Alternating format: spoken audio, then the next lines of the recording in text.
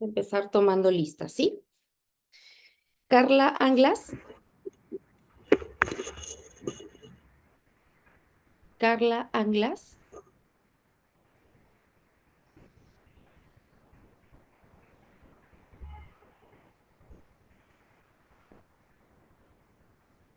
Laura Apaza. Buenas noches, presente, profesora. Gracias.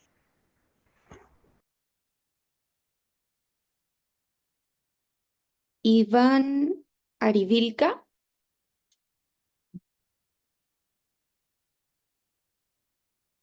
Arivilca. Buenas noches, presente. Gracias. Edith Ainaya. Presente, profesora, buenas noches. Sí, buenas noches, presente. Gracias, gracias. Luis Bardales. Presente, profesora. Buenas noches. Gracias. Yelmira Bermúdez. Presente, profesora. Buenas noches. Gracias. Paola Calizaya. Buenas noches, presente. Gracias. Piero Canelo. Buenas noches, profesora. Gracias. Presente. Jacqueline Carrillo.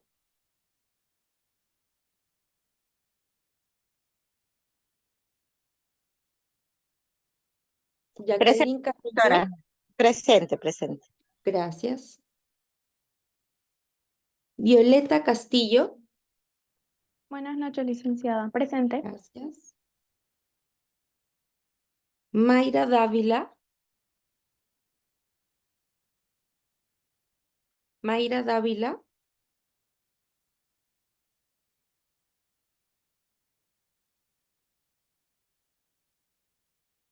Selene Espinosa. Buenas noches, presente. Gracias. Lisette Fernández.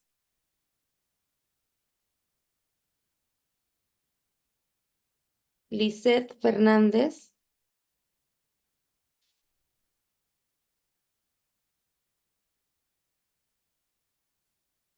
María Gavilán. Presente, profesora. Buenas noches. Gracias. Lutz Hernández. Presente, profesora. Buenas noches. Gracias. José Carlos Guapaya.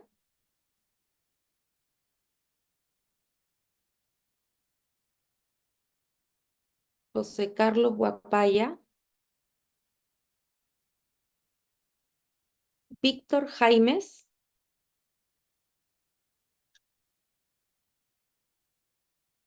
Víctor Jaimes.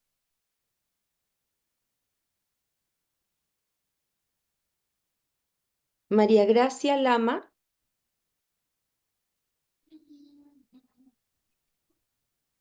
María Gracia Lama.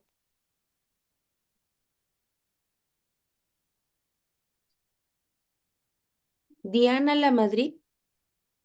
Buenas noches, profesora. Presente. Gracias.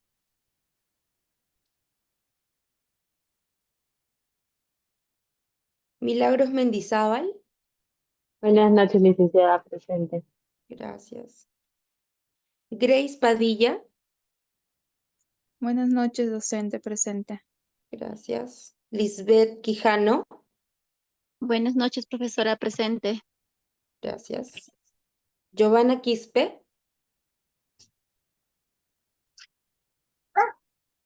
Licenciada, presente. Giovanna Quispe. Presente, licenciada. Gracias. Ailín Risco. Presente, profesora. Buenas noches. Gracias. Diego Romero. Presente. Buenas noches. Gracias. Henry Saavedra. Presente, profesora, buenas noches. Gracias. Gastón Trigueros.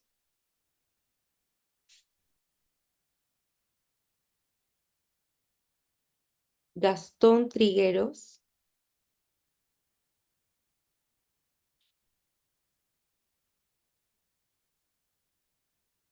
Edinson Vargas. Presente, profesora, buenas noches. Gracias. Analí Vidal. Presente, profesora. Buenas noches. Gracias. María Vivas. Buenas noches, profesora. Presente. Gracias. Por ahí me pareció ver ingresar a Carla Anglas. Buenas noches, presente. Gracias.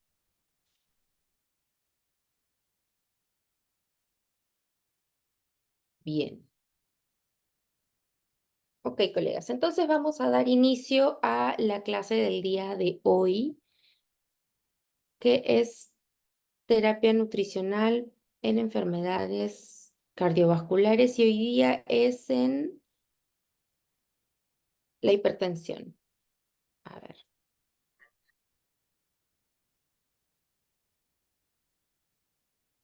Listo. Sí se puede ver bien la pantalla, ¿verdad? Sí se ve, Sí. profesora. Listo. Ok. Entonces, terapia nutricional en la hipertensión arterial. Creo que esto no es novedad para ninguno, que la hipertensión sea una enfermedad que no da síntomas por sí sola, pero cuando ésta se descuida y se deja a su evolución natural, su progresión, por así decirlo, produce un gran número de complicaciones, sea en el cerebro, corazón, arterias grandes y también en la parte renal. Y esto obviamente afecta de manera directa la esperanza y la calidad de vida de nuestros pacientes, ¿no? En cuanto a la hipertensión, podemos ver que tiene una clasificación y hay la primaria o esencial y la secundaria. La primaria es el tipo más común de presión arterial alta. Por lo general, esta se va a desarrollar con el tiempo a medida que uno envejece. Y la secundaria es causada por otra condición médica o el uso de ciertos medicamentos. La presión arterial tiene dos componentes y esto es algo que también conocemos y lo hacemos de manera para recordar. Está la presión arterial sistólica, que es la presión que corresponde al valor máximo de la presión arterial cuando el corazón se contrae, o sea, está en sístole. Es la presión de la sangre que expulsa el corazón sobre la pared de los vasos sanguíneos. La presión arterial diastólica va a ser la presión que corresponde al valor mínimo de la presión arterial cuando el corazón está en diástole o entre latidos cardíacos. Y este se va a referir a la capacidad que tienen los vasos sanguíneos de distenderse o contraerse, o sea, de hacer vasoconstricción o vasodilatación. En función al volumen y presión que reciben, es decir, el efecto de la presión que ejerce la sangre sobre la pared del vaso sanguíneo. La Sociedad Europea de Hipertensión y la Sociedad Europea de Cardiología han clasificado la presión arterial por niveles. Aquí vemos que hay 3 niveles por los cuales han sido clasificados. Nivel óptimo, en donde vamos a registrar presiones sistólicas menores a 120 y diastólicas menores a 80 miligramos de mercurio. Una presión arterial normal va a ser presiones sistólicas entre 120 y 129 miligramos de mercurio o presiones diastólicas entre 80 y 84 miligramos de mercurio. Vamos a decir que una presión arterial es normal alta cuando existen presiones sistólicas entre 130 a 139 miligramos de mercurio o las diastólicas entre 85 y 89 miligramos de mercurio. Estas mismas sociedades han puesto a la hipertensión con grados de hipertensión, de grado 1, grado 2 y grado 3. La hipertensión grado 1 va a ser la presión sistólica entre 140 a 159 miligramos de mercurio y o una diastólica entre 90 y 99. Vamos a decir que es una hipertensión grado 2 cuando esta presión sistólica ya se encuentra entre 160 a 179 miligramos de mercurio y la diastólica entre 100 a 109 miligramos de mercurio. Ya la hipertensión grado 3 va a tener una presión sistólica mayor o igual a 180 miligramos de mercurio o una diastólica mayor o igual a 110 miligramos de mercurio. Vemos que en el Perú para el año 2021 la prevalencia de hipertensión arterial en personas de 15 y más años de edad se describe de acuerdo a la medición de esta presión efectuada por un personal de campo o por autorreporte de la misma persona entrevistada. Se ha visto que la prevalencia ha sido del 22.1% en estos rangos de edades, en donde los hombres fueron los más afectados que las mujeres, siendo para ellos un 25.3% y para las mujeres un 19.2%. Esto se ve y se ha registrado en el programa de enfermedades no transmisibles en el 2021 para el Perú. Y existen factores etiológicos para la hipertensión arterial, muy conocidos por nosotros: la obesidad, la resistencia a la insulina, la ingesta elevada de alcohol, la ingesta elevada de sal, la edad, el sexo, el sedentarismo, también el estrés. Aquí tiene un rol etiológico, una ingesta baja de potasio y una ingesta baja también de calcio. Y ahora vamos a ver más adelante cómo es que cada uno pone el rol para poder llegar a que un paciente llegue a tener hipertensión.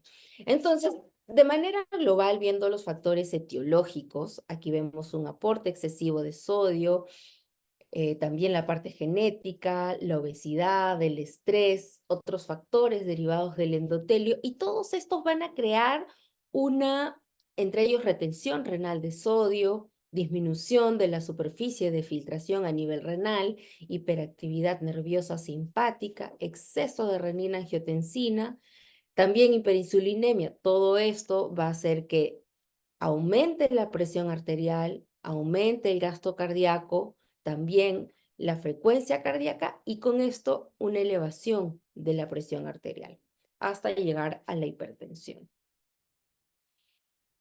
Y desagregando cada uno es que el sistema nervioso simpático, ¿cómo es que puede lograr que un paciente pueda tener hipertensión? Y es que cuando existe una actividad aumentada del sistema nervioso simpático, vemos una actividad también aumentada de noradrenalina, ¿ok? Estos tienen receptores adrenérgicos alfa y beta. Y dependiendo de cada receptor, es que la presión arterial se va a ver elevada. Por ejemplo, cuando se da los receptores alfa adrenérgicos, hay un aumento de la resistencia periférica y así aumento de la presión arterial. Cuando actúa sobre los receptores beta adrenérgicos, hay un aumento del gasto cardíaco, también hay liberación de renina, en donde se activa este sistema de renina-angiotensina y también eso hace que la presión arterial aumente. Ahora, a manera de recordar la primera clase, pregunto, ¿cómo es que podemos tener una actividad del sistema nervioso simpático aumentada, en donde la noradrenalina entre a tallar? ¿Qué cosas podrían hacer que mi cuerpo genere más adrenalina? Selene. Como lo habíamos visto en la anterior clase, cuando, por ejemplo, no se descansa bien o se descansan horas muy cortas a lo que realmente se requiere o no descansa correctamente. Exacto, esa es una de las formas en donde nuestro cuerpo puede segregar mayor cantidad de noradrenalina en momentos que no debería. Ok, muy bien, Selene. Sí, Aileen, el cortisol también va a hacer que la noradrenalina aumente. Pero ¿qué acciones, qué actividades, qué cosas hacemos nosotros para que esto suceda? Selene nos dijo que el no dormir bien o el no dormir a las horas es una forma. Un par más, porque hay otras que también los habíamos hablado en la primera clase. La actividad física, profesora, y también lo que es el estrés, el miedo. Exacto, sí, también, y como nos dice Yelmira, el estrés. También habíamos visto que el estrés era una de los factores que también tenía cierto rol en el desarrollo de las enfermedades cardiovasculares, ¿no? Muy bien, muy bien. Continuamos entonces. El sistema nervioso simpático entonces también está involucrado en el desarrollo de las enfermedades cardiovasculares y vemos cómo es que esta entra a tallar específicamente con la presión arterial y el desarrollo de la hipertensión. El sistema renina-angiotensina-aldosterona, muy conocido también por todos nosotros. Y esta tiene entre sus principales funciones la homeostasis de la presión arterial, el balance hidroelectrolítico y también el desarrollo de riñones en mamíferos. La angiotensina 2 es la molécula efectora y esta va a influir significativamente en la absorción de sodio y agua por su capacidad de estimular las células de la zona glomerulosa de la corteza suprarrenal para que sinteticen y segreguen aldosterona. También va a estimular la sed y la secreción de la hormona antidiurética. A manera de recordar cómo es que funciona el sistema renina-angiotensina-aldosterona, es que hay un descenso de la presión arterial, el riñón libera renina, luego el angiotensinógeno vamos a decir, al encuentro y con la renina van a hacer que se dé la angiotensina 1. Viene la enzima convertidora de angiotensina desde el pulmón y va a convertir a esta angiotensina 1 en angiotensina 2. Y esta, según lo que el cuerpo necesite, va a tener una actividad simpática, va a encargarse de la reabsorción de sodio y excreción de potasio, más la retención de agua, va a estimular la secreción de aldosterona a nivel renal, va a realizar vasoconstricción arteriolar y un aumento de la presión sanguínea y también puede actuar sobre la hipófisis para la secreción de la hormona antidiurética y así se puede absorber sodio y la presión arterial vuelve a regularse. ¿Ok? Pero cuando existe una activación patológica de este sistema, sea por estrés oxidativo, inflamación, remodelado tisular, disfunción endotelial y un estado protrombótico, esto de aquí genera problemas como especies reactivas de oxígeno, moléculas de adhesión. ¿Recuerdan las moléculas de adhesión? Las BCAM, las ICAM, las PCAM, ya. Esas moléculas de adhesión también se ven activadas. Existe proliferación de células del músculo liso vascular, aumento del colágeno para que se pueda generar las placas de ateroma junto con las células espumosas por los macrófagos. Disfunción endotelial, vasoconstricción, menor prostaciclina y menor producción de óxido nítrico. Y un estado protrombótico en donde se aumenta la activación plaquetaria, el fibrinógeno, el dímero D y así también esto va a ayudar a que se formen las placas de ateroma. Entonces vemos que los mecanismos de alteración cardiovascular y también tienen relación con la obesidad porque hay una hiperreactividad simpática, hay toxicidad miocárdica directa por la grasa, alteraciones hemodinámicas en la obesidad y también hay una asociación con otras comorbilidades, ¿no? Hipertensión y también diabetes. Por eso es que ya vimos cómo el sistema nervioso simpático puede ser un factor etiológico, vimos también cómo este sistema renina-angiotensina y ahora vemos cómo la obesidad también tiene un rol en la etiología de la hipertensión. ¿Pero cómo? Aquí vamos a ver. Este sistema renina-angiotensina es un determinante del tamaño del glomérulo renal y también de la reabsorción tubular de sodio. Esto va a participar con efectos vasoconstrictores y de homeostasis del volumen del líquido extracelular. Ahora, ¿qué relación tiene esto con la obesidad? Se asocia que en la obesidad hay un aumento de los niveles de aldosterona y alteración de la relación de angiotensina 2 con aldosterona.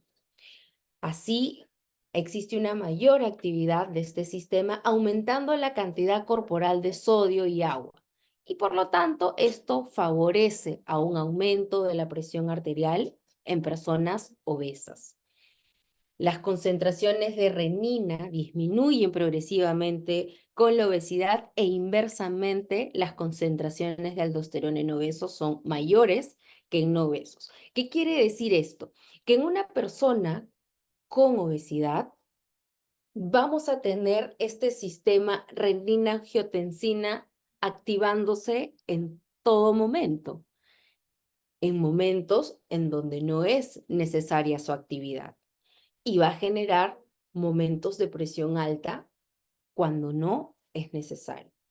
Pero esto estamos diciendo de la obesidad. Si queremos ser más específico, estamos hablando de la obesidad visceral, en donde por 3 mecanismos puede esta elevar la presión arterial y llegar a la hipertensión. ¿Cómo? Aumento de leptina y disminución de la adiponectina. Este desbalance entre estas dos hormonas va a haber una activación de este sistema nervioso simpático. Este sistema nervioso simpático activado en momentos donde no es correcto va a ser una activación del sistema renina-angiotensina, va a haber un aumento de la reabsorción tubular de sodio y también tiene efecto directo en la hipertensión arterial. La obesidad visceral por sí sola activa este sistema renina-angiotensina, así como lo habíamos visto aquí, porque existe una alteración en los niveles de estas moléculas. De tal manera que va a aumentar la reabsorción tubular de sodio y con esto hipertensión. Otra forma en donde puede existir hipertensión a partir de la obesidad visceral va a ser por la intolerancia a la glucosa, dislipidemia, inflamación y la lipotoxicidad. Entonces, ¿se imaginan un paciente con obesidad ahora? ¿Por qué decimos que es un factor de riesgo para una enfermedad cardiovascular? Obviamente sabemos que el simplemente hecho de tener obesidad ya es un factor de riesgo, pero ya estamos profundizando el mecanismo y la forma en cómo es que la obesidad actúa sobre las enfermedades cardiovasculares, particularmente de la hipertensión. ¿Ok? ¿Hasta ahí estamos claros?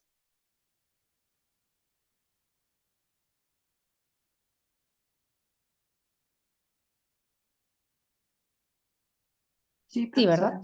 Entonces, si nos podemos imaginar un poquito a un paciente con obesidad que ya tiene simplemente por el hecho de tener obesidad este factor de riesgo, ahora nos imaginamos si este paciente con obesidad también tiene estrés y encima no duerme bien, tienen horarios irregulares al momento de dormir. Entonces, como que los factores de riesgo aumentan muchísimo más y es más corto el tiempo para el desarrollo de, en este caso, hipertensión. El tejido adiposo, principalmente el de los depósitos viscerales, secreta angiotensinógeno y también enzima convertidora de angiotensina, cuyos niveles se van a encontrar elevados en los pacientes obesos. Estas moléculas van a actuar sobre el endotelio y el músculo liso vascular, provocando vasoconstricción. Y también, aparte de generar vasoconstricción por medio del sistema renina-angiotensina, va a tener efectos proinflamatorios vasculares a través de la expresión endotelial de estas moléculas de adhesión. ¿Se les hacen conocidas estas moléculas? Sí, ¿verdad? Lo vimos en la primera clase. Estas moléculas son las que se encargan justamente de la disfunción endotelial. Exacto, Diego, de la clase pasada. Eso quiere decir que han estado atentos. Perfecto. Entonces, estas moléculas de adhesión se van a expresar justamente por estos efectos proinflamatorios que tiene la obesidad, específicamente en los depósitos viscerales, generando todos estos problemas, ¿no? Y habíamos visto cómo es que estas moléculas de adhesión captan a estas moléculas que son parte del sistema inmunológico, las oxidan, las adhieren y existe la transmigración para la formación de placa de ateroma. Y como habíamos visto también, la oxidación, el estrés oxidativo tiene un rol en la hipertensión. El estrés oxidativo, como bien lo saben, es un estado de la célula en la cual se encuentra alterada la homeostasis de la oxidación y la reducción. Es decir, que hay un desbalance entre los antioxidantes y los prooxidantes. Los radicales libres son moléculas que en su estructura presentan un electrón desapareado o, vamos a decirle, impar, que le confiere una configuración especial de inestabilidad. Esto hace que lo hace muy inestable, va a ser muy reactivo y también de una vida efímera.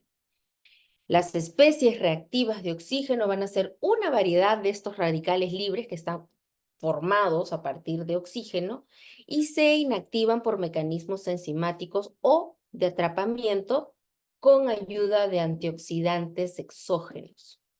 Un ejemplo son los que vemos aquí.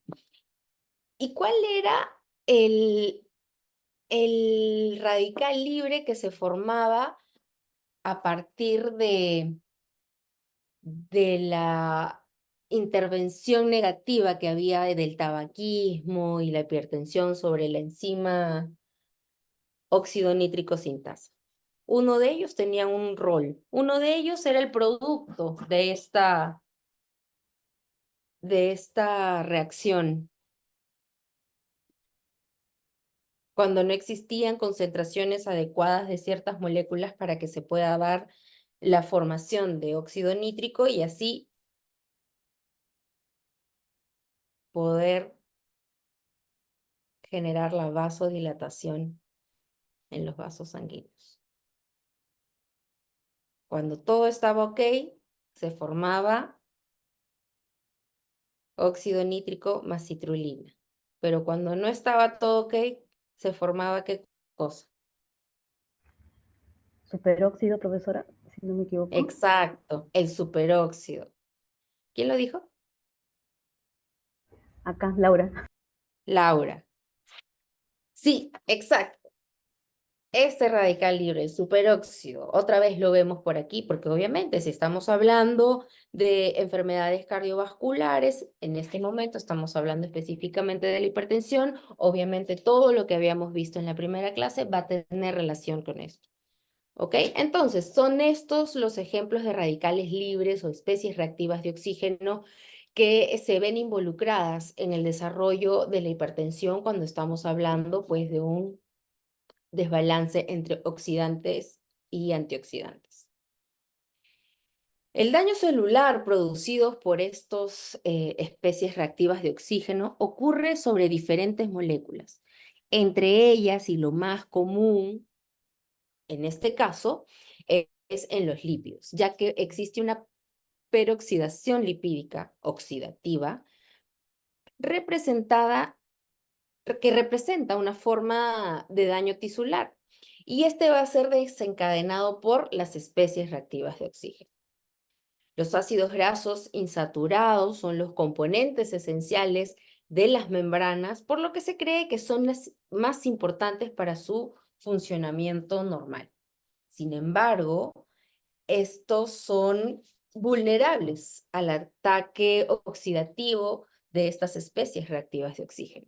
¿Y qué factores van a influir en la peroxidación lipídica?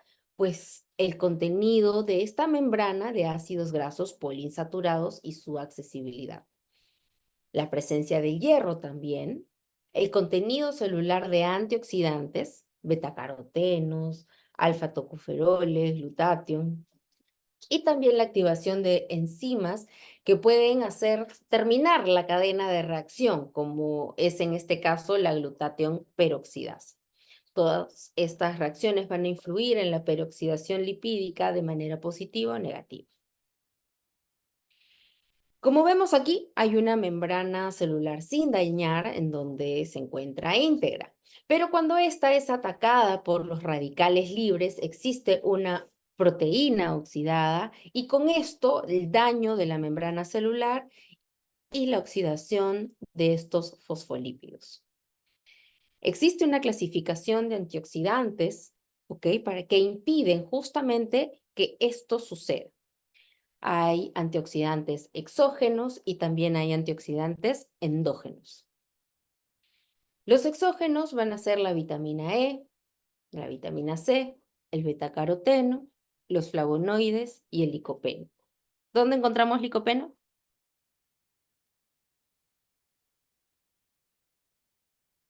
En el tomate. En el tomate. En el tomate. Tomate, exacto. ¿Y dónde encontramos betacarotenos? En la zanahoria. ¿Zanahoria? Zanahoria. Zanahoria, exacto. Bien, estos son los antioxidantes exógenos, los cuales tranquilamente podemos encontrarlos justo en los alimentos para poder hacer las recomendaciones pertinentes en cada caso. Pero también existen ciertos antioxidantes endógenos, no necesariamente enzimáticos, como la glutatión, la coenzima Q, el ácido tiótico, y los que son enzimáticos, que actúan también como con cofactores, es la superóxido dismutasa, el cobre, el manganeso, el zinc, la catalasa, el hierro. Y también la glutatión peroxidasa y el selenio. Estos son aquellos antioxidantes endógenos entre enzimáticos y no enzimáticos y algunos que tienen una actividad como cofactores. ¿Ok? Y una vez más vemos aquí a la microbiota. La microbiota siempre va a participar en la mayoría de enfermedades cardiovasculares porque ya habíamos visto anteriormente cómo es que tiene su acción sobre la presión arterial y también sobre la función endotelial, que es ahí donde parte la mayoría de enfermedades cardiovasculares. Entonces, cuando hay una persona sana, existe un ecosistema intestinal en balance.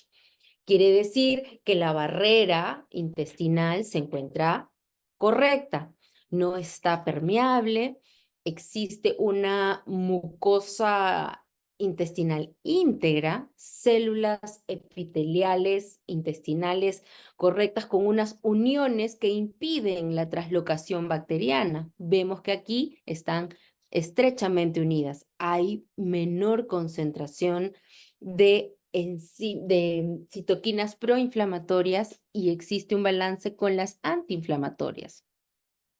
Hay una buena estimulación de los ácidos grasos de cadena corta para que ésta pueda tener una acción con la microbiota y puedan regular la presión arterial y también mantenga el tono del endotelio. Sin embargo, cuando existe un desbalance en la microbiota de una persona hipertensa, la barrera intestinal se encuentra dañada. Las células epiteliales intestinales también, y esto hace que exista una permeabilidad en la barrera intestinal. La unión entre las células epiteliales se encuentra pues alterada. Tienen mayor capacidad para que exista traslocación bacteriana y así pueda dañar el epitelio intestinal. La microbiota, una vez más, se encuentra relacionada en la regulación, en este caso, y específicamente de la presión arterial. Y ahora el alcohol. Antes de pasar con el alcohol, con respecto a la microbiota, habíamos visto en la primera clase cómo es que se producían estos ácidos grasos de cadena corta, cómo es que se producen. ¿Quién lo recuerda?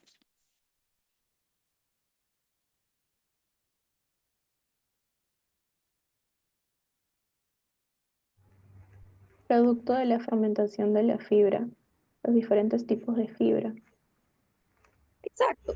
La fibra no digerible es la que va a ser el sustrato de la microbiota y va a producir estos ácidos grasos de cadena corta.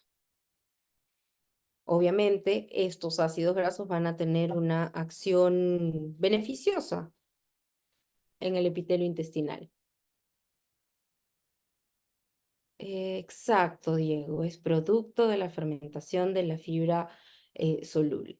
Exacto, esto es una parte muy importante, si se dan cuenta, la acción de estos ácidos grasos de cadena corta, cómo es que pueden regular cualquier tipo de enfermedad cardiovascular. Exacto, depende del tipo de fibra, Diego, sí, definitivamente. Bien, continuando con la clase, vemos que el alcohol también tiene su rol aquí en la etiología de la enfermedad cardiovascular, específicamente de la hipertensión. Todos sabemos que el alcohol es dañino, perfecto, pero específicamente sobre la presión arterial, ¿cómo es que actúa? Se han descrito varios mecanismos posibles por los cuales el alcohol tiene su efecto sobre la presión arterial. Entre ellos, los más estudiados es el aumento en los niveles de renina, angiotensina o también el aumento en los niveles de cortisol. Tiene un efecto directo sobre el tono vascular periférico, probablemente a través de la interacción con el transporte de calcio, una alteración en la sensibilidad de la insulina, estimulación del sistema nervioso central y también la depresión de magnesio que podría provocar vasoespasmo e hipertensión. ¿Ok? Y sobre el alcohol, el consumo del alcohol. La CDC establece que un trago estándar contiene 0.6 onzas de alcohol puro, o sea, unos 14 gramos.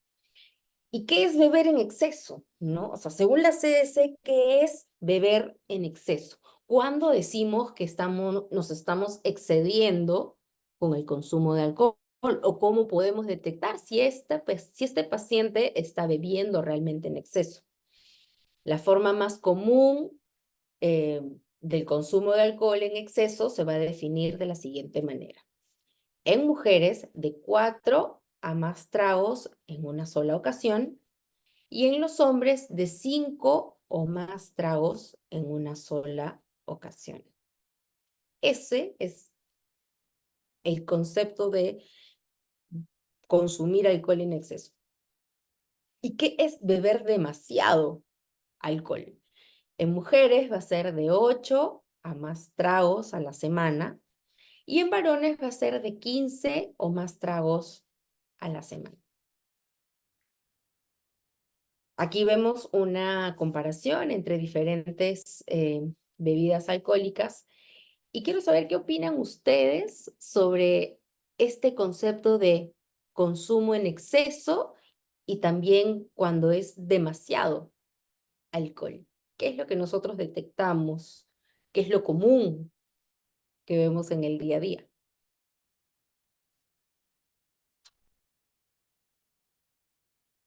Sí, Arivilca. Disculpe, en cuanto a trago se refiere a un vaso o... Ajá.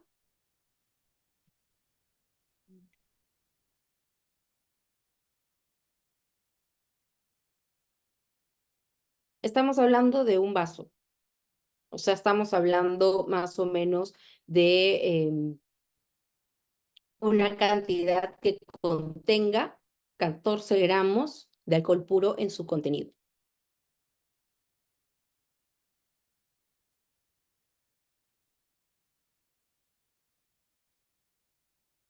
Sí, José. Buenas noches. Sí, bueno, en base a lo que acaba de preguntar, justamente, bueno, vemos que usualmente lo que cotidianamente vemos, ¿no? Eh, Generalmente es el consumo de alcohol en exceso, que pues a veces en una sola ocasión puede haber más de 4 tragos o 5, como bien menciona ahí en la presentación. Ahora, ya si hablamos quizá de una persona que está catalogada como, ¿no? Un paciente alcohólico de pronto, entonces podríamos estar hablando ya de una persona que bebe ya demasiado, no solo el consumo en exceso, sino de pronto o sea, el hecho de beber demasiado y por eso pues la cifra, ¿no? En 8 o quizás hasta 15 tragos a la semana. Ujú. Entonces, eso obviamente pues conlleva a problemas mayores como el tema de hígado graso o en casos ya muy extremos la famosa cirrosis, ¿no? Exacto. Gracias. Gracias. María José nos dice el hígado graso. Bueno, sí, el beber en exceso también podría ocasionar hígado graso, definitivamente. El común que nosotros podemos ver es que el paciente tradicional que a veces llega a la consulta, que es bebedor, consume muchísimo más de lo que nos dice aquí, ¿no? Creo que el concepto de beber demasiado alcohol lo hacen en un día, si no me equivoco, ¿no? Y a veces la frecuencia con la que se hace, pues es bastante repetitiva. ¿Por qué creen que hay esta diferencia entre hombres y mujeres? ¿Por qué las mujeres menos? ¿Por qué los hombres más?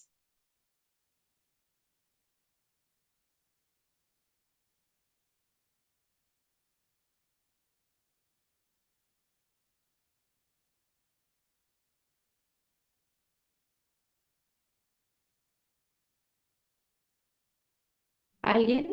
Por las actividades. No. Es decir, por ejemplo, bueno, en la zona donde yo vivo se juntan los fines de semana para ir a jugar el partido.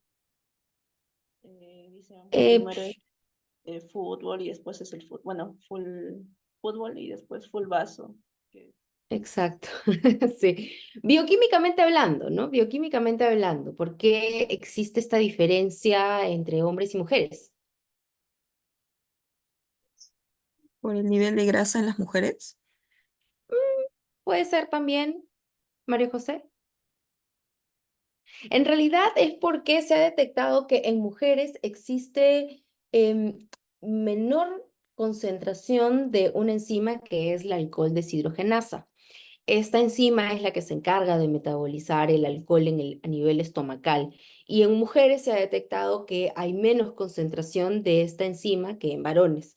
Y es por eso que al momento de clasificar cuánto es el consumo en exceso y cuánto es demasiado para hombres y mujeres, se hace esta diferencia por la tolerancia, ¿no? En su mayoría es porque la enzima alcohol deshidrogenasa se encuentra en menores concentraciones en mujeres que en varones. ¿Ok? Sí, por ahí cerca, Selene, ¿no? La forma de metabolizar el alcohol es diferente y justamente por esta enzima que en las mujeres tenemos menos concentración que en varones. ¿Ok? ¿Hasta ahí estamos claros? Vamos a continuar entonces con la clase. La ingesta de sal. Esto es algo que también lo repetimos de manera incansable, ¿no? Selene, ¿levantas la mano? Sí, quería aprovechar justo su diapositiva donde se ve la cerveza, licor de malta. Por ejemplo, a mí me ha pasado en consulta, a veces los pacientes que tienen o van a tener un compromiso social consultan, ¿no? ¿Usted cuál indicaría o qué bebida puedo de repente compartir que sea menos dañina? Usted, por favor, ¿cuál de ellos sería en este caso el que podría generar quizás menos daño o el que sea más conveniente en ese tipo de situaciones en relación a la salud? Si te das cuenta y vemos ahí la cantidad de alcohol puro por volumen que tiene cada bebida, vemos que la cerveza solo tiene un 5% en comparación con el resto de bebidas. Pero creería yo, a título personal, el poder recomendar al final la mayoría queremos que no beban, ¿ok? Y si existe alguna condición que realmente amerite que no lo haga, pues explicarle cuáles son las consecuencias.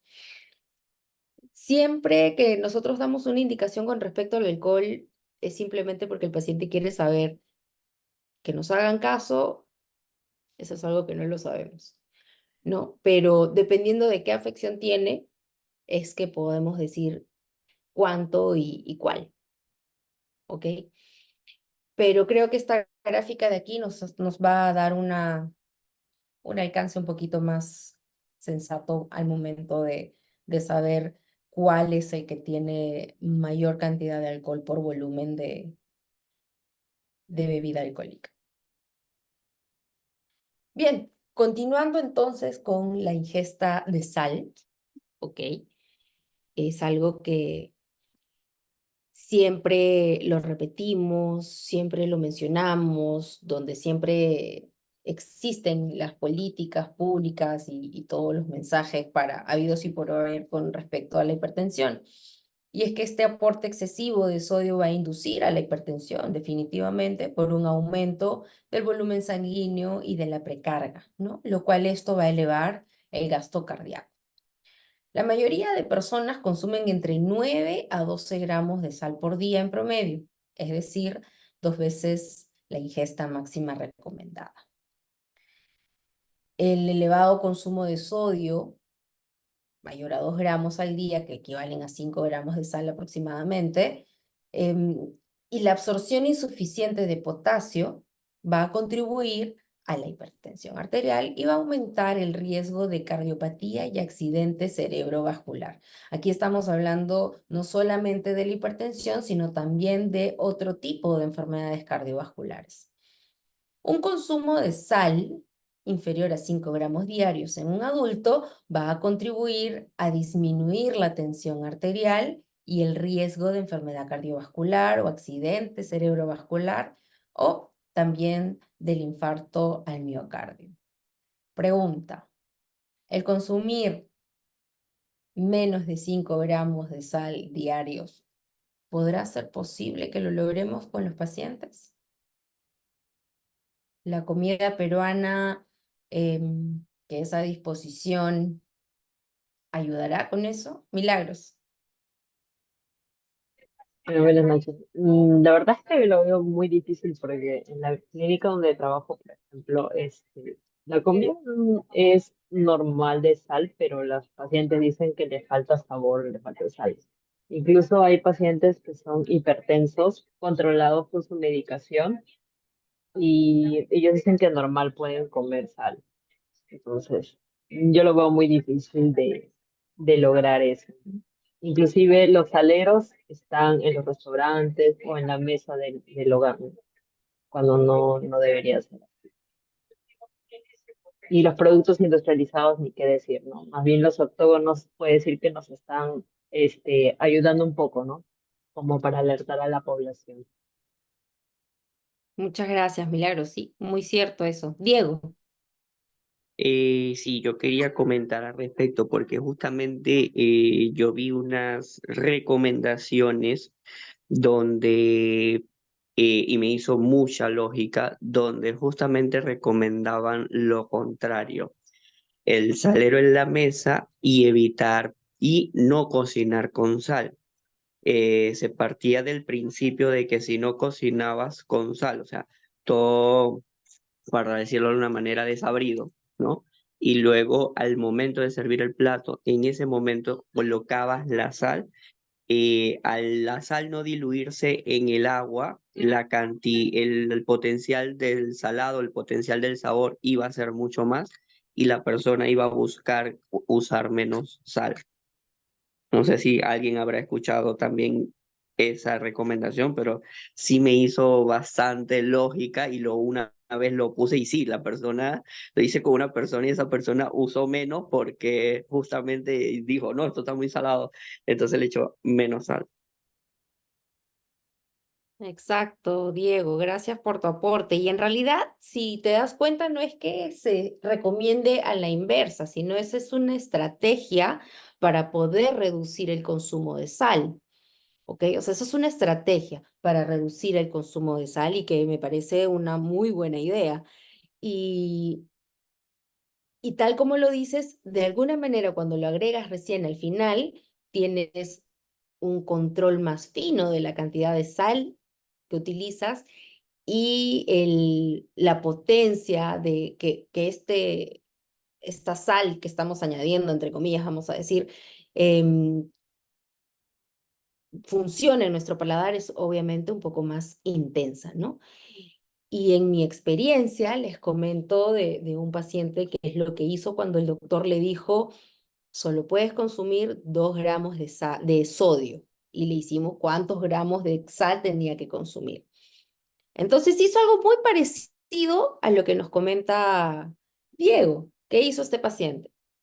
Le cocinaban todo sin sal y lo que él hacía era estos 5 gramitos de sal, los diluía en un poco de agua y tenía él su atomizador y con su atomizador le empezaba a echar a todas las comidas o a todo lo que él comía en el día que necesitaba sentir el sabor de la sal, ¿no?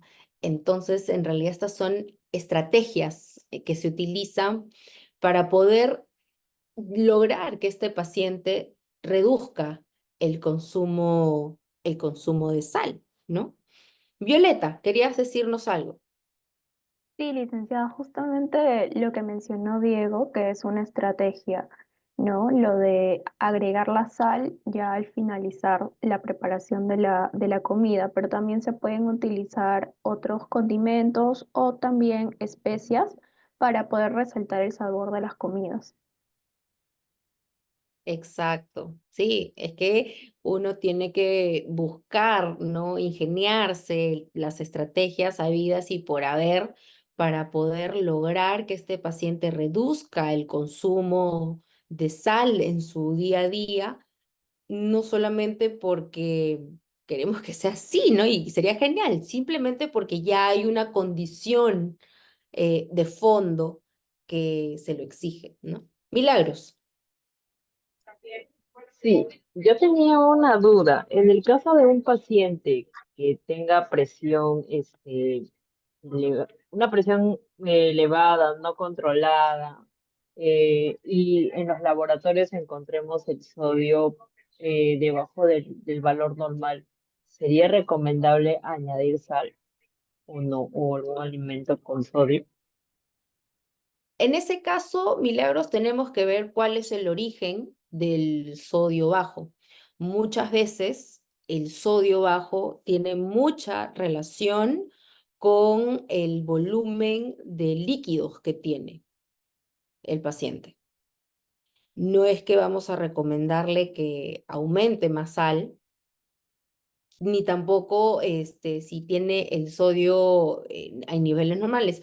Usualmente esto de aquí se maneja con el volumen que tiene de líquidos, porque si este paciente se encuentra deshidratado, vamos a tener más bien una elevación del sodio. Si se encuentra sobrehidratado, vamos a tener una dilución de ese sodio y vamos a verlo bajo. Entonces tenemos que ver allí su estado o su balance hídrico para poder decir si este paciente amerita una dieta normosódica, hiposódica o se le podría agregar un poco de sal, ¿no? Que esto es un poquito menos frecuente, a menos de que esté el paciente con el sodio bajo y esté hipotenso y el resto de los balances estén normales, que también podría suceder. No, pero Claro. habría que ver de dónde viene el motivo por el Mm. cual el sodio se encuentra en esos valores en un paciente hipertenso. Ujú. Dijo que deshidratado, o sea, Cuando hay sobrehidratado baja. Cuando hay deshidratación, hay concentración de electrolitos. O sea, si Ujú. tomamos una sanguínea, ahí vamos a ver elevado, así como la urea, que también podría encontrarse elevada en un paciente, por ejemplo, con diarreas que ha tenido 10, 12 cámaras de posiciones líquidas y Ujú. deshidratación, presión de volumen. Ujú. Y si hay una sobrehidratación, lo que sucede con el sodio es a la inversa. Ujú. Disminuye y el deshidratado aumenta, ¿cierto? Exacto, por concentración. Ujú. Listo. Gracias. Y hay que ver qué patologías hay de fondo, no solamente la Mm. presión, sino Sí, también ese es el uso de presores, también hay que ver si hay de fondo la alguna enfermedad medicación, ¿verdad? renal. Exacto, medicación, enfermedad renal. Hay muchas cosas que pueden alterar la cantidad de sodio que sale en una analítica, Ujú. ¿no? Ahí hay que ser más específicos. Ujú. Lo que estamos viendo aquí es a manera general las cosas que afectan directamente a la presión arterial de manera crónica. Ok, gracias. Igual tenía esa duda. Listo. Entonces, nos dice María José, educar al paciente en leer el etiquetado nutricional y que pueda ver la cantidad de sodio que contienen los alimentos ultraprocesados para poder concientizar su consumo. Exacto. Creo que el tema de los octógonos puede ayudarnos, ¿no? Nos puede ayudar de manera en que para los pacientes, al momento de hacer sus compras, puedan elegir pues con inteligencia qué alimentos le van a ser beneficiosos y qué no. Si ahí dice grandote, alto en sodio, entonces como que ya la tenemos un poco más fácil por ahí, ¿no? Es simplemente educación, ¿no? Para estos pacientes. Violeta. Tengo una consulta. ¿Es posible que un paciente pueda llegar a tener hipotensión a causa de una dieta hiposódica? Hipotensión. Bueno, en realidad aquí nuevamente hay que ver qué cosa podría generar la hipotensión. No solamente una dieta baja en sodio podría generar hipotensión. Lo que sí podría generar es hiponatremia. Y ahí nuevamente viene el tema de los líquidos. Ahí nuevamente viene el tema de los líquidos y la función renal. Cuando existen signos, síntomas de hipotensión, usualmente no es algo que es por algo crónico que se realice. En cambio, para llegar a la hipertensión, cuando se consume de manera crónica demasiada sal, cuando de manera crónica hay demasiado alcohol, entonces se desarrolla la hipertensión. Pero cuando sucede algo como la hipotensión, o como nos dijo Milagros hace un momento, del sodio bajo, hay que buscar en realidad la causa. Pero de que una dieta hiposódica genere hipotensión, no. De que mejore la presión arterial, sí, que son dos cosas muy diferentes. ¿Me dejo entender? Sí, licenciada, gracias. Ok. Listo, entonces la dieta peruana tendrá un nivel inferior de 5 gramos de sal en su composición.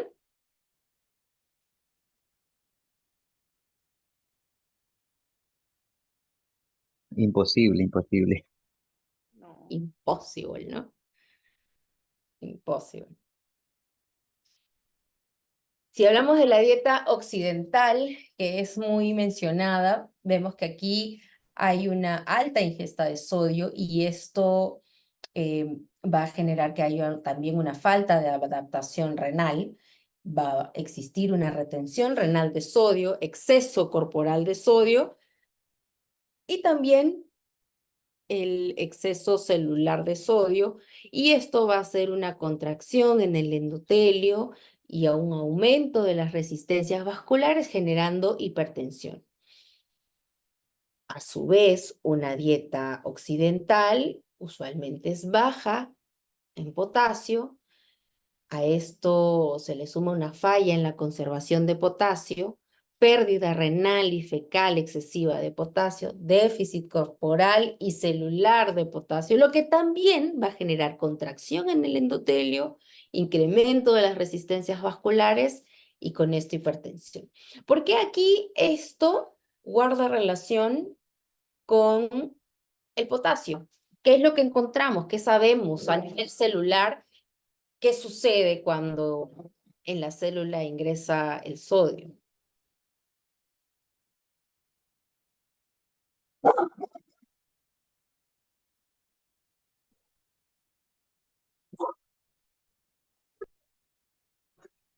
Es que el potasio está a nivel intracelular y el sodio a nivel extracelular. Entonces, cuando hay un desbalance en los compartimentos, los fluidos van hacia un lado, hacia el otro compartimento y ahí viene la alteración. Tibio, tibio, tibio. Exacto. Edith, Diana, la bomba sodio-potasio. Cuando entra un sodio, ¿cuánto potasio sale? Exacto, José Carlos. Entra uno de sodio, salen dos de potasio. Entonces, obviamente, este desbalance se va a ver, pues, resaltado en los pacientes que tienen una ingesta elevada de sodio. Porque, obviamente, la célula va a captar el sodio y, a su vez, va a eliminar dos moléculas de potasio. Este, vamos a decir, desbalance por el exceso de sodio, va a generar una contracción en el endotelio, incremento de resistencias vasculares y con esto la hipertensión. ¿Ok? Y vemos uno más. Si esta imagen de repente les es un poco conocida de la primera clase, el tabaquismo. El tabaquismo va a generar cierto desbalance para que el endotelio pueda tener una buena producción de óxido nítrico a nivel endotelial. Pero cuando existe una persona con este consumo elevado de cigarrillos, pues va a haber menos producción de óxido nítrico y con esto ocurrirá el daño endotelial. ¿De qué manera? ¿A qué nivel? Por la enzima. ¿Cómo se llama esta enzima?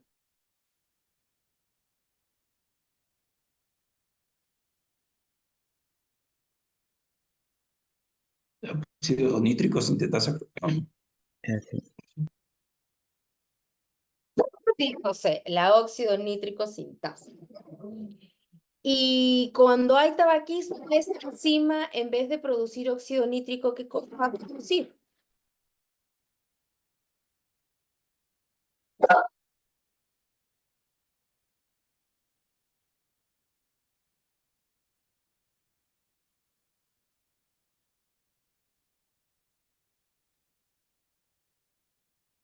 Está en la imagen, ¿eh?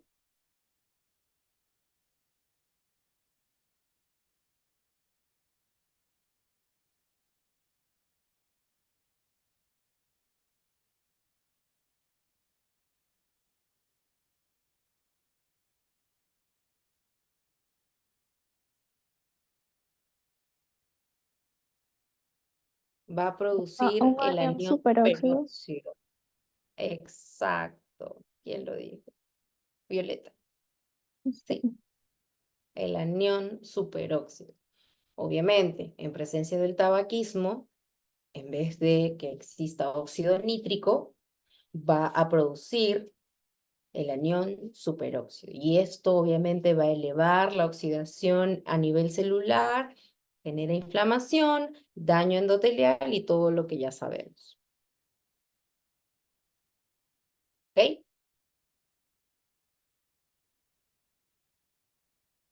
Continuamos. Existen medicamentos para poder regular la presión arterial y es que se debe detectar a qué nivel esto está sucediendo. Obviamente ya en la parte médica, viendo las comorbilidades que existen y el estado nutricional del paciente, edad, raza y todo lo que habíamos visto anteriormente, va a poder saber qué tipo de medicamento va a prescribir.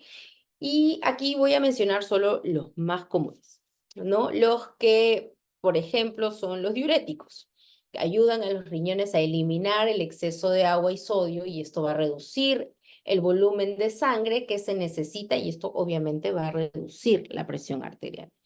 Aquí tienen la lista de los medicamentos, por ahí algunos se les va a ser conocido, que lo hayamos visto o leído en una historia clínica. Los betabloqueantes, por ejemplo, tal como su nombre lo dice, van a bloquear las acciones de sustancias químicas del cuerpo que van a estimular al corazón para que bombee menos sangre con cada latido, por lo que la presión arterial también se va a ver disminuida.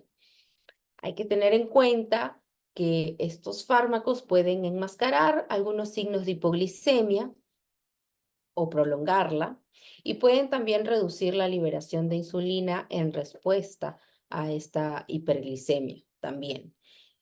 Aquí tienen algunos nombres que también pueden ser algunos conocidos que lo hayamos leído en algún momento. Saber qué efecto secundario podría tener nunca está de más.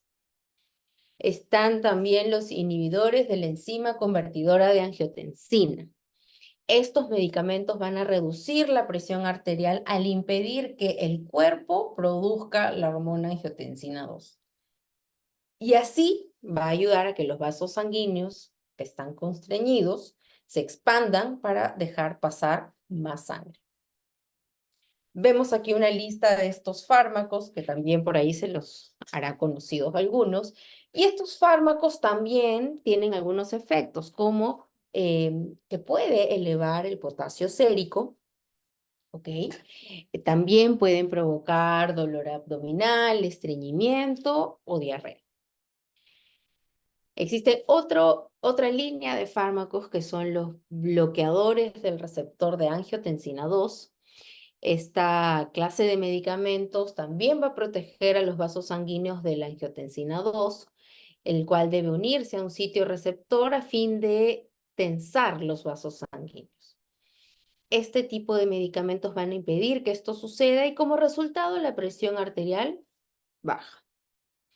Aquí también vemos algunos medicamentos que son muy conocidos, los sartán, valsartán, ¿no? y besartán, que son indicados en este tipo de pacientes, con ya un diagnóstico de hipertensión arterial.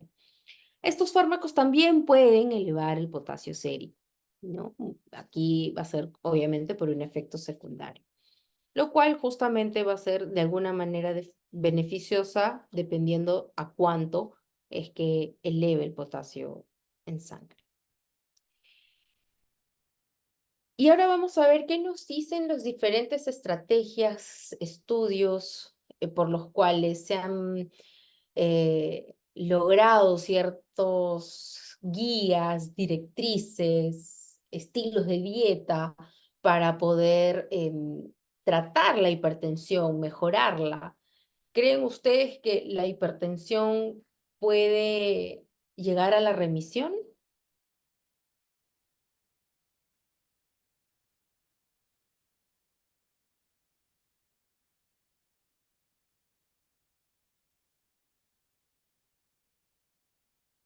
Podría ser, ¿no? Dependiendo. Vamos a ver qué nos dicen los diferentes estudios. Y empezamos con la dieta DASH. Dietary Approaches to Stop Hypertension, que son estrategias para poder detener la hipertensión. Y no se trata de una dieta hiposódica tradicional. Vamos a decir sí, pero no. ¿ok? En este caso se va a tener una lista de alimentos con un contenido elevado de ciertos minerales puntuales que habíamos mencionado de repente anteriormente en diapositivas pasadas, como el calcio, el potasio y el magnesio, cuya combinación va a contribuir a regular la presión sanguínea. Y también lleva escasas cantidades de grasa específicamente saturada y una cantidad de fibra, pues, generosa. Vemos que los valores nutricionales diarios de un plan, ¿no?, de alimentación DASH, especificando, ¿no?, la parte de los minerales, tiene sodio 2,3 gramos, potasio 4,7 gramos, 1,25 de calcio, 500 miligramos de magnesio, solo 150 miligramos de colesterol y 30 gramos de fibra. ¿Ok? Este es un patrón, vamos a decir, de dieta DASH. ¿Y qué hay respecto, ¿no?, a esto? Y en una revisión sistemática se ve que la adopción de la dieta DASH fue acompañada por una reducción significativa de la presión arterial en adultos con y sin hipertensión. La dieta DASH parece ejercer una acción natriurética, interactuar también con el sistema renina-angiotensina-aldosterona, lo que resulta en respuestas vasculares y hormonales que inducen un efecto hipotensor. Entonces aquí vamos a ver que este tipo de dieta va a ayudar a estos pacientes que ya tienen un diagnóstico de hipertensión a justamente mejorar esas lecturas de presión arterial. Y viendo aquí un ejemplo, cómo es que se encuentra constituido, teniendo 1980 calorías, en este tipo de dieta vamos a encontrar una cantidad de 2,3 gramos de sodio, 4,1 de potasio, 32 gramos de fibra y un poquito más de 500 miligramos de magnesio. Ahora, viendo este patrón, ¿no?, esta distribución de macro y de estos minerales que se encuentran relacionados con la regulación de la presión, ¿podrá ser alcanzable? ¿Es aplicable? ¿No aplicable? ¿Alguno ya lo ha aplicado en su práctica diaria? ¿En la consulta particular de repente? Esto es como comer 2 gramos de sodio con la comida. ¿Qué opinan de la dieta DASH?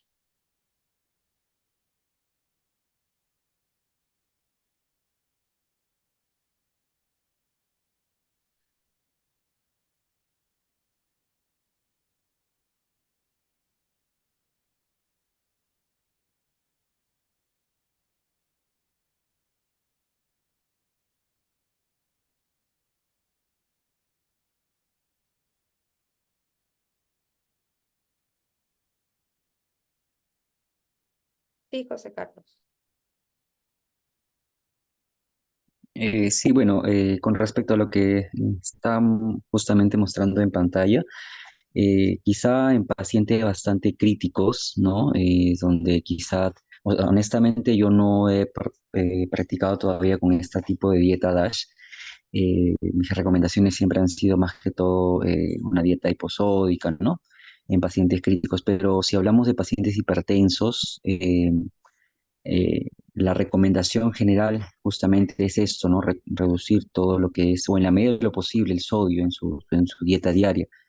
Pero al fin y al cabo, como yo siempre le digo a mis pacientes, esto pues quizá no voy a estar yo todos los días, ¿no? Las 24 horas para estar controlándolo. Ya es más que es una cuestión de conciencia de cada paciente o de cada persona que nosotros podamos intervenir. Pero sí, la dieta DASH comprende como usted dice, solo 2 gramos de sodio al día y aunado a los otros nutrientes que también es bastante, ¿no? Y quizá lograr a lo mejor quizá otro colega haya tenido una mejor suerte con esto, pero sí se ve un poco complicado lograr este objetivo. Muchas gracias, José Carlos. Y sí, o sea, de que es una buena estrategia, definitivamente lo es, ¿no? O sea, creo que nadie discute de que realmente funcione, ¿no? Eh, Obviamente leyendo la composición de esta dieta, viendo qué cosas son los factores que justamente alteran la presión arterial, entonces decimos que bien, o sea, esta estrategia nutricional tiene una buena característica para poder tratar pacientes con hipertensión, ¿no? Poder reducir sus valores de lectura de presión arterial. Continuando con más estrategias, está también la dieta mediterránea, que se va a caracterizar por una ingesta rica en aceite de oliva, frutos secos, vegetales, cereales integrales y acompañado de un consumo moderado de pescado, carnes magras y también de vino. Un grupo de alimentos que son menos frecuentes en este patrón van a ser los lácteos, carnes rojas o procesadas y dulces. En cuanto a la dieta mediterránea, existe evidencia, ¿no? Hay un estudio, InterHeart, en donde se comparó a 5.761 pacientes que habían sufrido de un infarto al miocardio con otros 10.646 individuos sin enfermedad cardiovascular. ¿Y qué se observó? Que había una relación inversa entre el patrón del consumo mediterráneo y la probabilidad de eventos cardiovasculares. Hay otro estudio en donde incluyeron 3.204 personas con riesgo cardiovascular elevado, en donde se observó que la adherencia a la dieta mediterránea era inversamente proporcional a la presencia de algún factor de riesgo cardiovascular como diabetes, dislipidemia, hipertensión, entre otros. ¿Qué opinan de la dieta mediterránea? En donde está el consumo de alcohol también, ¿no? El vino, por ejemplo. ¿Será cualquier vino? ¿Qué contiene el vino que podría ayudar a, a mejorar esta condición y que sea parte de una estrategia dietética? ¿Qué componente encontramos aquí? Exacto, Diana, el resveratrol. El resveratrol va a ser el componente del vino que va a contribuir a la dieta mediterránea para poder reducir la presión arterial en este tipo de pacientes. Y es que ya hay muchos estudios en donde el resveratrol pues, es un potente antioxidante. Entonces aquí deberíamos también tener un poco de criterio, ¿no? Porque al final también es una bebida alcohólica. O sea, será cualquier vino, vino de cajita, vino de lata. Hay que tener un poco de criterio cuando nos preguntan sobre este tipo de dieta o también del consumo de vino en este tipo de patrones de alimentación.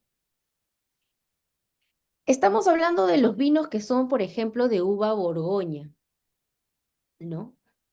Que sean de uva Borgoña y que obviamente tenga menos procesos. Mientras menos procesos tenga, pues la cantidad de resveratrol se puede conservar de una manera beneficiosa. Hay que tener en cuenta que ciertos antioxidantes también son sensibles a la luz, ¿no? Entonces ahí también ya vamos deduciendo cuál sí, cuál no, la forma en la que se hizo y todo. No es recomendar por recomendar. ¿Ok? Entonces la dieta mediterránea también va a ser una estrategia para poder digamos, tratar la hipertensión o prevenirla también. María José dice, puede ser sostenible en Perú con algunas modificaciones para adaptar a los ingredientes y productos locales. Sí, sí, definitivamente que sí. Incluso ahora hay vinos de arándanos, de frambuesas, mix de berries, ¿no? Que ahora están en la novedad. Bueno, dieta mediterránea, una estrategia más que se le suma a la dieta DASH para poder tratar la hipertensión en estos pacientes o prevenirla también, ¿por qué no? De alguna manera. El consumo de café, que es algo que siempre entra en discusión en pacientes con hipertensión. ¿Va? ¿No va? Sí, pero solo poquito. Sí, pero no. El consumo de café, que es muy cuestionado, hay que entender que el café tiene ciertos metabolitos como el ácido clorogénico y este tiene un poder que va a atenuar el estrés oxidativo, lo cual podría resultar beneficioso en la reducción de la presión arterial a través de la mejora de la función endotelial y la biodisponibilidad del óxido nítrico en la vasculatura arterial. De hecho, que existen también casos en donde el consumo de café, gracias a la cafeína, también aumenta la presión arterial en algunos pacientes. Pero esto siempre va a depender de qué tanta es la tolerancia del paciente con respecto al consumo de café. Más adelante también se ve que, y se comprueba que el consumo moderado y habitual de café, llámese de 1 a 3 tazas al día, no afecta negativamente a la presión arterial en la mayoría de personas, incluidas las que tienen hipertensión arterial. ¿Ok?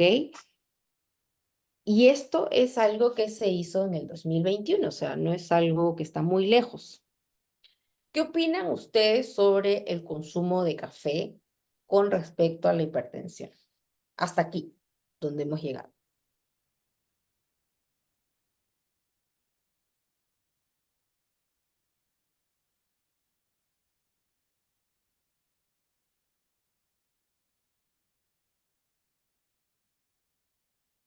Quizá hayan tenido muchos pacientes que quieren tomar pues su café, que extrañan el café y todo esto. Y siempre a veces tenemos esa idea de no, ¿ok? Continuando, vamos a ver que pues existen otros estudios que no es que solamente va a tener una actividad, una acción sobre la presión arterial, sino también sobre los niveles séricos del colesterol. Ah, caray, entonces, ¿de qué estamos hablando? ¿No es que solamente con la presión arterial? Bueno, han habido algunos ensayos en donde se utiliza el café filtrado y demostraron un aumento muy pequeño del colesterol sérico. Pero también el consumo del café sin filtrar aumenta los niveles séricos de colesterol total y de LDL. Justamente son las LDL las que son sensibles a la actividad de las especies reactivas de oxígeno y genera pues todo este daño endotelial y también la formación de placas de ateroma, si recuerdan la primera clase. Entonces, también podría generar daño, de repente no con la presión arterial, ¿no? O sea, como que no pasa nada, tomas 1, 2 o 3 tazas de café, eres hipertenso, no pasa nada. Pero no es que solamente va a actuar sobre la hipertensión, sino también en los niveles séricos de colesterol. Pero aquí estamos haciendo una diferencia entre el café filtrado y el que es sin filtrar, ¿no? Y obviamente estamos hablando de un consumo mayor a 3 tazas de café, de alguno de estos tipos. Pero vamos a ver qué pasa acá.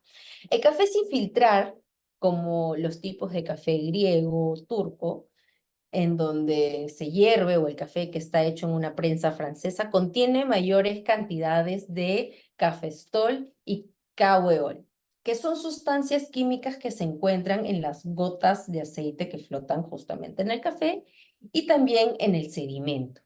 Estas moléculas, ¿ok? Estas sustancias químicas van a tener una actividad sobre el colesterol total. ¿Qué hace sobre la HDL? Reduce las cantidades. ¿Qué hace sobre la LDL? Aumenta su concentración, al igual que las VLDL. ¿Ok? Pero, ¿cuáles son esos tipos de café? ¿Cómo es un café con filtro y cómo es un café sin filtro? Entonces aquí, de manera gráfica, podemos ver la diferencia entre el café con filtro y sin filtro. Entonces, el café no es que solamente para hipertensos, también podríamos dar consejos del consumo de café para pacientes ¿con qué otra afección?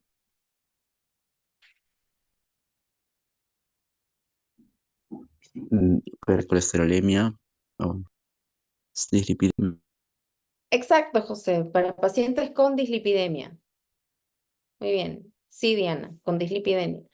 Pacientes no solamente que tengan hipertensión, sino también un colesterol elevado o que tengan dislipidemia. Para este tipo de pacientes también debemos tener recomendaciones con respecto al consumo de café.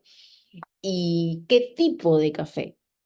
¿No? Entonces, esto hace que obviamente nuestra encuesta de qué es lo que comen, nuestro recordatorio de 24 horas, frecuencia de consumo, se haga un poco más minuciosa, ¿no? En nuestra consulta particular. Ah, sí, ¿cuántas tazas de café? Ah, ya, ok, tantas. ¿Y qué tipo de café tomas?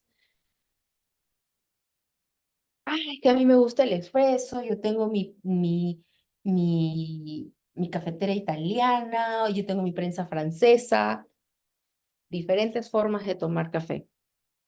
Unas son con filtro, otras son sin filtro. Obviamente, cuando se filtra, estas sustancias químicas que son el cafestol, el caweol, se van a ver reducidas en concentración y no van a generar, obviamente, esta acción sobre el colesterol. ¿Qué opinan ustedes sobre el consumo de café? ¿Lo recomiendan? ¿No lo recomiendan? ¿Sabían que también tenía acción sobre el colesterol? ¿No sabían que tenía acción sobre el colesterol?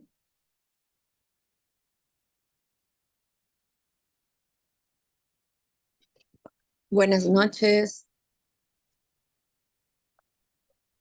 No sabía, bueno, Aileen, yo no sabía, sí, profesora, yo, bueno, no sabía solamente, bueno, con el tema de la presión arterial que les recomendaba a mis pacientes que tomaran muy esporádicamente, ¿no? Y acá también estamos viendo el tema muy importante del filtrado, ¿no? Entonces, como vemos que el filtrado como que se recomienda, como, bueno, estoy atendiendo ahorita que se podría recomendar, digamos, al menos una vez o dos veces por semana por ahí, ¿no? A los que les gusta el café y evitar los que se toman, digamos, los instantáneos, o sea, lo que se compra generalmente en la bodega, ¿no? El Nescafé, de esas marcas tradicionales que se suele usar. Esas en todo caso estarían prohibidas. ¿Algo así estoy entendiendo, profesora? No vamos a decir prohibidas porque obviamente todo va a depender de cuánto se consume y con qué frecuencia. Si no, imagínate, todo el Perú estaríamos pues malísimos. Pero si ya sabemos a fondo qué cosas podemos recomendar, obviamente vamos a recomendar un café que sea pasado. Y si es filtrado, pues va a ser muchísimo más saludable todavía, ¿no? Total, la cafeína no se va a ir para los que quieren despertar. Hay algunos que tienen mayor tolerancia a la cafeína y ya el café pues no les hace nada. Ahora también existe cierta dependencia a esto, ya que hay pacientes de que no toman café por unos cuantos días y empieza un dolor de cabeza. U otros pacientes que cada vez que toman café les ayuda a ir al baño, ¿no? Entonces, va a tener obviamente sus pros y sus contras, y una vez más, es una indicación por parte nuestra. evaluar paciente, evaluar costumbres, evaluar bioquímica para poder decir sí o no a ciertos alimentos. Y obviamente nosotros debemos decirle cuánto y con qué frecuencia debería ser consumido. ¿Ok? Entonces, por ahí leí sobre el café instantáneo. Bueno, mientras menos, es como un alimento más. Mientras menos procesos tenga, pues va a conservar mayor cantidad de nutrientes. ¿Qué nutrientes buenos tiene, por ejemplo, el café? En los ácidos clorogénicos.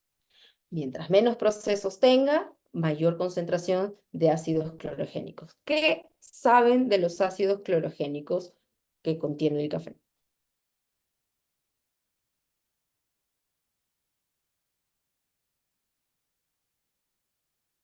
Los ácidos clorogénicos son unas sustancias que son parte del café y que estas van a tener una función a nivel del colon. Es ahí en donde se terminan de metabolizar por acción de la microbiota. Y es por eso que los ácidos clorogénicos se le relacionan mucho con la prevención del cáncer de colon. ¿Ok? Ya que tienen actividad. Hola. Antioxidante. Exacto, es un antioxidante, pero se termina de metabolizar a nivel del colon por la microbiota. Y al tener ese poder antioxidante a nivel del colon, porque es ahí donde se termina de metabolizar, tiene este efecto preventivo, ojo, preventivo del cáncer de colon en las personas. ¿Ok? Entonces estamos cada vez aprendiendo cosas que no se decían, no se sabían, ¿ok? Con respecto a la enfermedad cardiovascular. Siempre estábamos en lo mismo, sal, alcohol, pero ¿cómo? ¿Cómo es que hace esto dañino a la salud? Selene. Disculpe, tenía la duda, entonces para aprovechar esos ácidos clorogénicos, aún si es que el café es con filtro, igual se aprovechan o... Claro, porque ese es un antioxidante. El filtro lo único que va a detener son estas sustancias químicas que son el cafestol y el caweol. Eso va a detener el filtro, más no el contenido de cafeína, de ácidos clorogénicos, etcétera. Solo de esas dos sustancias químicas. Y una vez más, mientras menos proceso tenga un alimento, pues mayor contenido de nutrientes va a tener en su composición.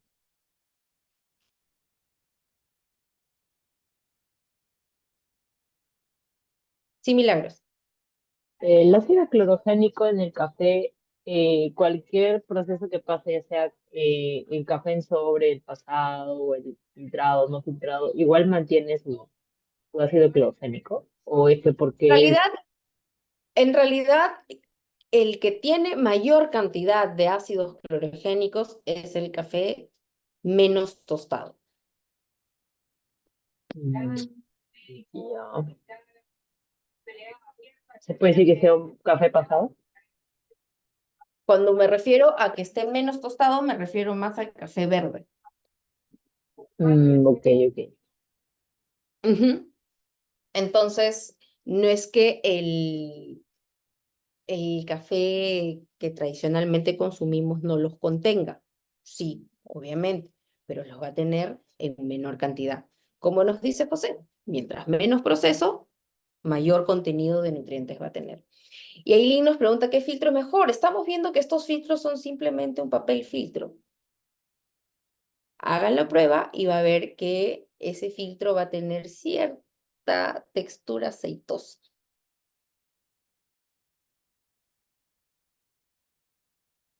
¿Ok?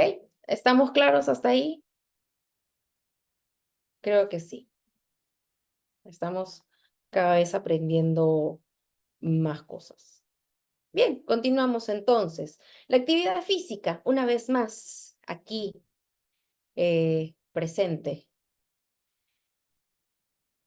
Obviamente, en un programa aquí se hizo un estudio en donde se hizo un programa de intervención de actividad física de 9 meses con 207 pacientes hipertensos y que solamente era caminar 120 minutos a la semana, supervisado y con algunas actividades socioculturales. Solo 120 minutos a la semana. Y en conclusión, se vio que este programa de intervención de la presión arterial mejoró la salud cardiovascular y también el riesgo de enfermedades cardiovasculares, favoreció el control de la presión arterial en los usuarios de atención primaria con hipertensión. Haciendo pacientes sedentarios, haciendo una mínima actividad física puede tener obviamente un impacto positivo para la salud cardiovascular. ¿Y qué nos dice la Organización Mundial de la Salud? Que para adultos de 18 a 64 años deberían realizar actividad física aeróbica moderada durante al menos 150 a 300 minutos.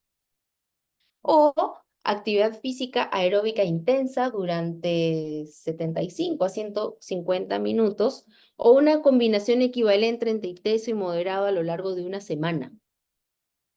También deberían realizar actividades de fortalecimiento muscular moderado o más intensas que ejerciten todos los grupos musculares, principalmente durante 2 a más días a la semana, ya que tales actividades van a aportar también ejercicios adicionales para la salud, como por ejemplo el preservar o aumentar o mejorar la masa musculoesquelética. ¿Ok? Teniendo una buena masa musculoesquelética en adultos mayores se puede también reducir el riesgo de sarcopenia.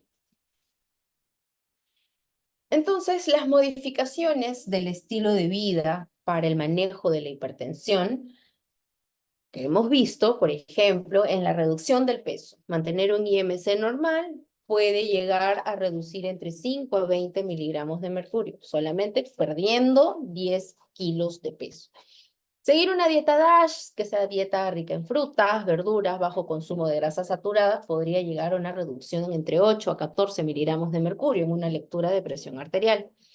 La reducción de sodio, ¿ok?, a las cantidades que habíamos mencionado, puede llegar por sí solo, estamos hablando de esta modificación solita, puede llegar a 2 a 8 miligramos de mercurio. El ejercicio físico, ¿no?, 30 minutos al día de una actividad aeróbica regular, puede lograr reducir la presión arterial entre 4 a 9 miligramos de mercurio. Y el alcohol, no más de 2 tomas al día, o una en mujeres u hombres de bajo peso, entre 2 a 4 miligramos de mercurio. Si cada uno por sí solo llega a reducir esta cantidad de puntos de la presión arterial, imagínense si hacemos una combinación de esto, ¿no? Podríamos tener un mejor resultado en nuestros pacientes. ¿Ok? Ahora, la influencia de diversos factores en el control de la presión arterial, por ejemplo, el peso corporal tiene una asociación directa, ¿ok? Por eso es que se recomienda mantener un peso adecuado o perder peso de existir, ¿no? Sobrepeso u obesidad. Proteínas, ¿no? Hay una asociación inversa, tomar cantidades adecuadas de proteína, especialmente las de origen vegetal, aquí recomiendan, y limitar las de origen animal con mucha grasa. Justamente también lo que habíamos visto sobre el exceso de las carnes rojas, ¿no? Como es que también podría resultar de manera negativa para la salud cardiovascular. Las grasas tienen una relación directa cuando se habla de las grasas saturadas y una asociación inversa cuando se trata de las insaturadas. Es por eso que la recomendación aquí es reducir la ingesta de grasas totales, sobre todo la saturada, y aproximar el aporte de grasa monoinsaturada y poliinsaturada a lo recomendado. Aquí hago una pregunta, ¿es fácil llegar al requerimiento de grasas mono y poliinsaturadas? A los omegas 3, por ejemplo.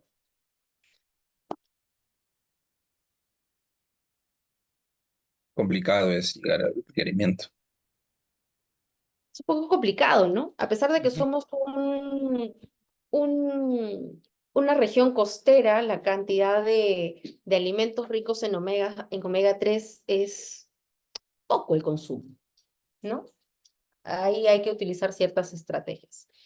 En cuanto a los hidratos de carbono, hay una asociación directa también, y es por eso que la recomendación aquí es tomar cereales de grano completo y con menos azúcar, obviamente, ¿no? Cereales, los que decimos integrales. El alcohol. El alcohol también tiene una asociación directa y es por eso que se recomienda moderar el consumo de alcohol. La fibra, ¿alguien tiene su audio prendido?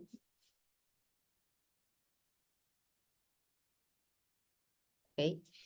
La fibra, que tiene una relación inversa, por eso es que la recomendación es aumentar el consumo de alimentos que son ricos en fibra.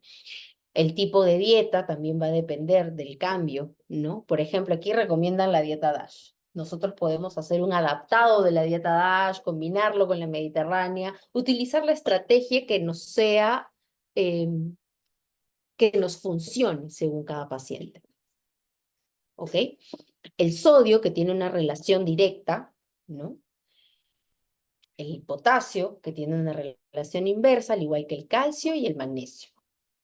¿Ok? Entonces, son todos estos los factores que influyen de manera directa o indirecta con la salud cardiovascular, en este caso de la presión arterial, y también cuáles son las modificaciones que se le da al estilo de vida para poder manejar de manera correcta la hipertensión.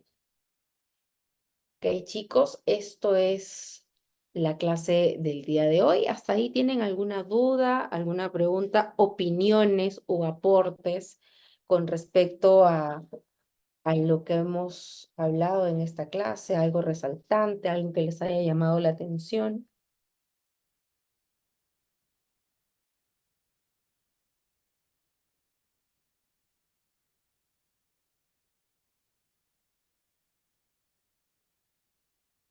Sí, lo del café es algo que es definitivamente interesante, ¿no? No todos sabíamos que también podría tener cierto rol sobre el colesterol, ¿no? Entonces es parte de nosotros conocerlo para poder tratar, ¿no? O aconsejar a cada paciente, ¿no? Y poder decir qué tipo de café incluso, ¿no? Siempre, mientras menos procesos tenga un alimento, mayor contenido de nutrientes va a tener, ¿no? Bien, chicos, entonces damos por finalizada la clase. Ya tienen habilitado en el Canvas, según el cronograma de actividades, el día de hoy ya tienen activado el caso práctico, el cual es grupal, ¿ok? Yo ya tengo los grupos, igual quiero que en su trabajo me pongan el nombre de cada de uno de los integrantes. Y si alguien sabe algo de Mayra Dávila, esta es la segunda clase a la que no está presente, ¿ok? Quiero dejarlo igual en en consulta porque ya van dos clases y no tiene nota de participación ni de asistencia, ¿no? Con respecto a esto.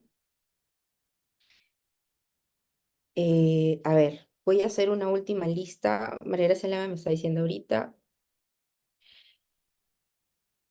Sí, José, ya estás. María Gracia Lama. Gastón Trigueros.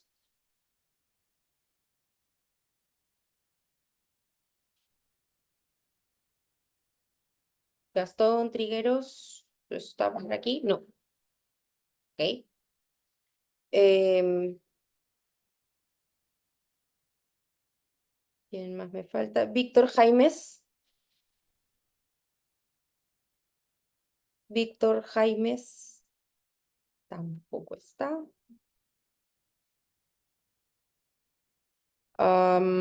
Lisette Fernández.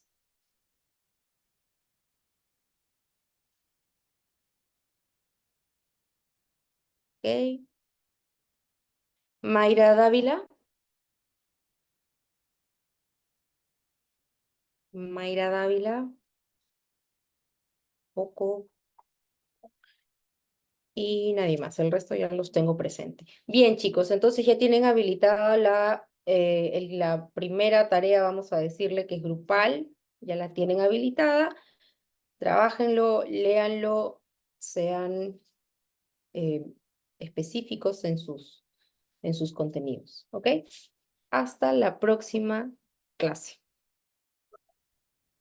Gracias, profesora. Buenas Buenas noches. noches. Gracias, buenas noches. Buenas Gracias, noches. Buenas licenciada. noches, Buenas profesora. noches. Gracias. Noches a todos. Lean bien las indicaciones, por favor, también, ¿sí? Gracias.